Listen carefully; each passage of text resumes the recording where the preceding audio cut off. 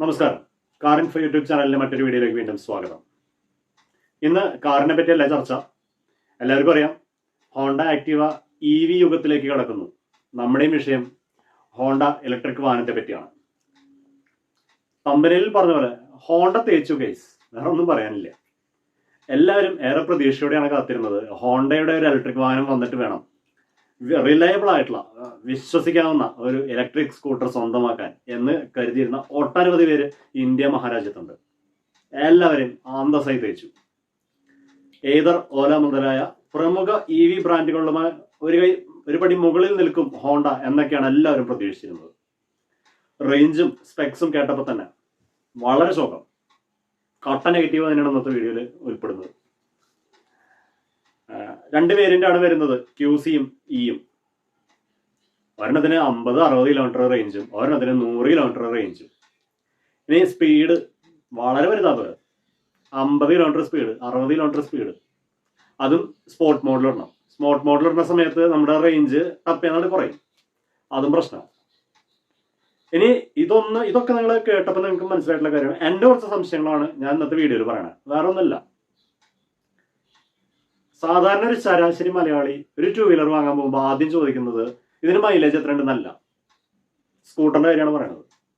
ഇതിന് ഫ്രണ്ടിൽ gas cylinder തന്നെ വെക്കാൻ പറ്റുമോ എന്നുള്ള ചോദ്യം ചോദിക്കുന്നവരാണ് നമ്മുടെ കൂട്ടത്തിലുള്ളവർ. ഇതിലത് പറ്റുമോ?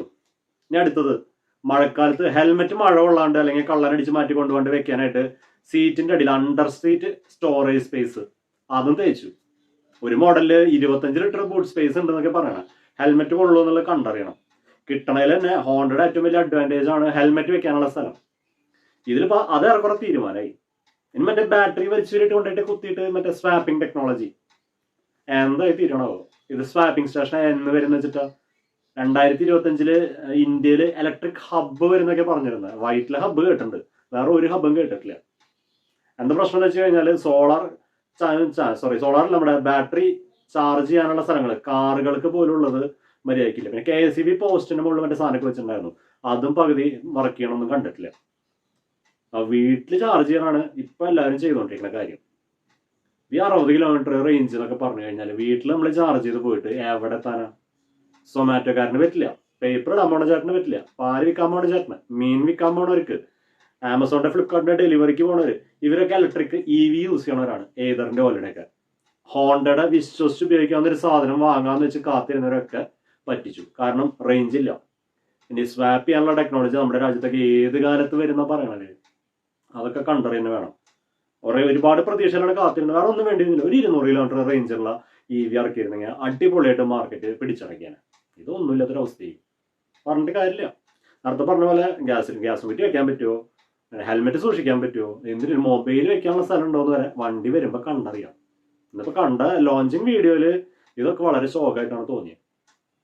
ഇനി മറ്റേ ബാറ്ററി സ്വാപ്പിംഗ് ടെക്നോളജി, നമ്മുടെ വീട്ടിലെ 2 ഗ്യാസ് സിലിണ്ടർ തരുന്നില്ലേ, ആ അവസ്ഥ. അതിനൊരു സെക്യൂരിറ്റി ഡെപ്പോസിറ്റ് കൊടുത്തു കഴിഞ്ഞാൽ 2 ബാറ്ററി എത്ര സാധനം തരും. നമ്മുടെ വണ്ടിയിലാണ് കുത്തിവയ്ക്കുക, ഓടുക. അത് തീരുമ്പോൾ മാറ്റാനുള്ള സ്ഥലം ഉണ്ടെങ്കിൽ എന്ത് ചെയ്യുക, അവിടെ കൊണ്ടുപോയിട്ട് അങ്ങോട്ട് കുത്തിയിട്ട് അവിടെ നിന്ന് വേറെ എടുത്ത് നമ്മുടെ വണ്ടിയിലേക്ക് കുത്താം.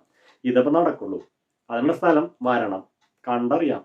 മിക്കവാറും എനിക്ക് തോന്നുന്നത് ഹോണ്ടയുടെ സർവീസ് സെന്ററുകളിൽ ഈ സാധനം വരുന്നുണ്ടാവും. അപ്പം നമ്മൾ ഏകദേശം ഇവിടുത്തെ വണ്ടി എടുത്ത് ബാറ്ററി മാറ്റാനായിട്ട് സർവീസ് സെന്ററിൽ ഓടി തിരിച്ച് വീട്ടിലെത്തുമ്പോഴേക്കും പകുതി ചാർജാണ് തീരും. കണ്ടറിയാം എന്തൊക്കെയാ സംഭവിക്കാൻ പോണെന്ന്. എന്തായാലും 2025 ഫെബ്രുവരി വരെ കാത്തിരുന്നതിലോ, അപ്പൊ അറിയാം. അപ്പൊ ഇതിന്റെ ബാക്കി വീഡിയോ ആയിട്ട് വരാട്ടാ.